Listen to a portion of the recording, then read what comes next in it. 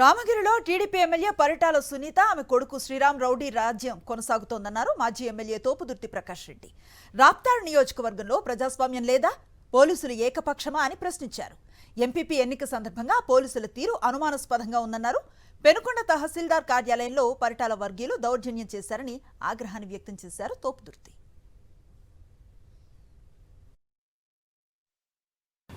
రామగిరి మండలంలో రాప్తాడ్ నియోజకవర్గంలో పరిటాల వారి రౌడీ రాజ్యాంగం అమలవుతోంది. ఈరోజు రాప్తాడ్ నియోజకవర్గాన్ని శిఖండి సామ్రాజ్యంగా మార్చింది పరిటాల సునీత.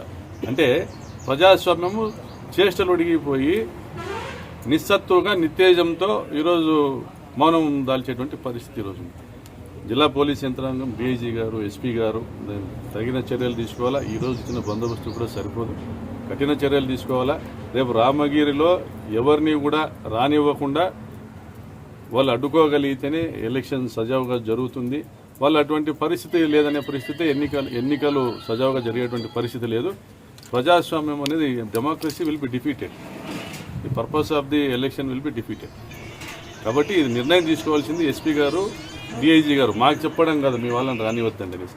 వాళ్ళు అక్కడ టీడీపీ వాళ్ళని రానియకుండా కట్టడి చేయలేకపోతే హౌస్ అరెస్ట్ చేయండి, పరిటాల సునీతను, శ్రీరామ్ను హౌస్ అరెస్ట్ చేయండి.